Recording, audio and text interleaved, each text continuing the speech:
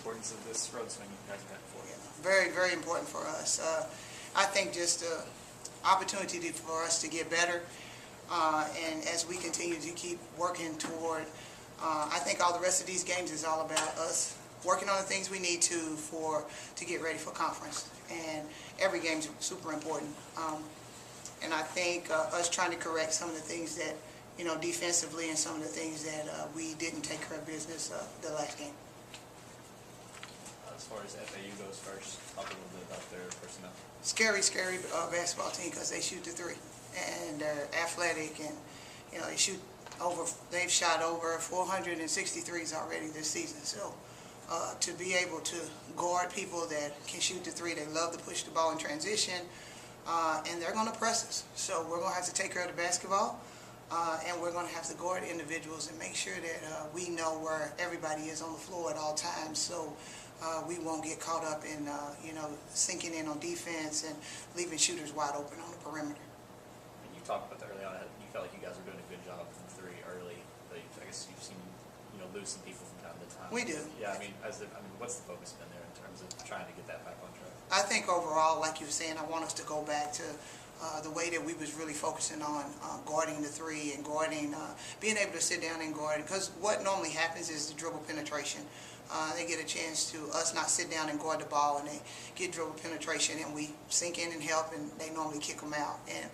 And then a lot of times what's happened in previous games is when we went to our Mad Dog defense, when we pressed, they've been doing a great job of scouting that and skipping it on the skip and getting a diagonal pass in the corners, and that's where they've been hurting us some on the three-point shots too. So we've been working on that a lot, just trying to make sure when we're in our three-quarter press that we're able to rotate and get over in the spots that we need to, so we won't give up wide open threes. I know coaches don't like to look ahead too much, but after FAU is FIU, you played them well here. It seemed like Coley really didn't get going until towards the stretch when the game was kind of out of reach. How do you try to do that again? Well, it's like you said, it was really, really early, and we were very fortunate. I think that they came here and we were able to play well. She didn't have a very good first half, and I think that we have to take care of FAU first.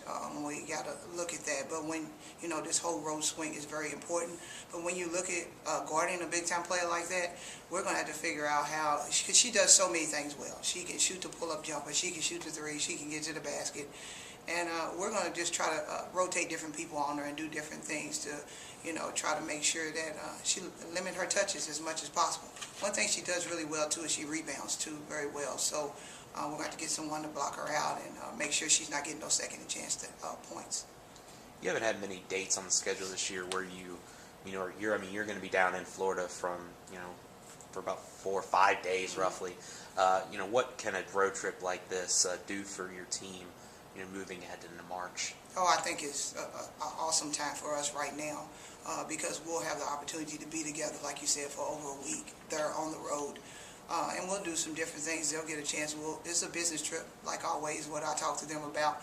But then they'll get a chance. I think they're excited, of course. Who wouldn't be excited about going to Florida? And they just had Jalen McClain in my office, and she's looking up the weather and saying, Coach, it's going to be 80, and it's going to be, And so they're excited, and I think that what I have found out about this group is that we've been very resilient on the road, and we've figured out how to maintain and do the things we need to so we can be successful, and that's what we'll go about it the same way.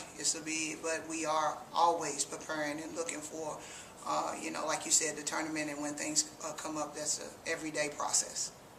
In retrospect, looking back on that first FIU win, how big was that for confidence for the third game of the year to knock off one of the top teams? It was huge. It really was huge. And for them to come into our place and us to play well, that was actually a game in the beginning of the season where we really played well. And I think it was huge for confidence because we do have such a young group. And to get them to understand and know, too, that some of those things have been paying off that we've been working on as far as defensively, and the change-ups, and just shooting the ball. And one of those things that we have focused so much on was just being able to make things work and the things we have worked on in practice. And I think they were able to come out of that game and say, wow, it does work. If we put the effort in and we do those things, then look what can happen. And I think that's why it was a huge win for us. at this time of the year, it's for us especially, you know, looking at where seedings would be as they are right now. I mean, do you get into that at all, knowing like where you would stand, or at least where your seeding would be if things were to start now or anything? I just like take one game at a time. That's what I try to do. That's what we talk about as a staff, and definitely what we do as with our players. Because when you have any team, but especially a young team, you don't want to get where you're talking about the seedings and this could be this and that. One game at a time, one day at a time, because it's really important for us to grow and make sure that we take care of our things, the mistakes that we made, and try to correct them and try to get better at, when I look at us having an opportunity to shoot over 50% for 2 games back-to-back before this last game, that's a huge progress for our team. So, we look at things like that and set goals so we can continue to keep improving and going to the free throw line and making sure we go more than our opponent, and things like that. So, I try not to get caught up in that, and I just try to, for us, our staff, and for the team to make sure we just take one game at a time. Last week we talked about the top 8 teams in this conference, but now the bottom of the league is starting to get hot. I mean, where do you guys end up? I'm sure there's not a matchup where you guys feel is Definitely not. Yeah.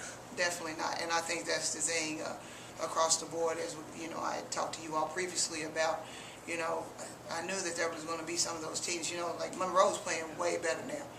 So all the teams that, like you said, were at the bottom half now are starting to make some strides and get that chemistry among their team and play well, and that's all it takes. And I tell you what, I'm thinking Troy's going to be a little scary right now coming along for whoever their next opponents are, and I'm glad that we already got our two times we played them out of the way.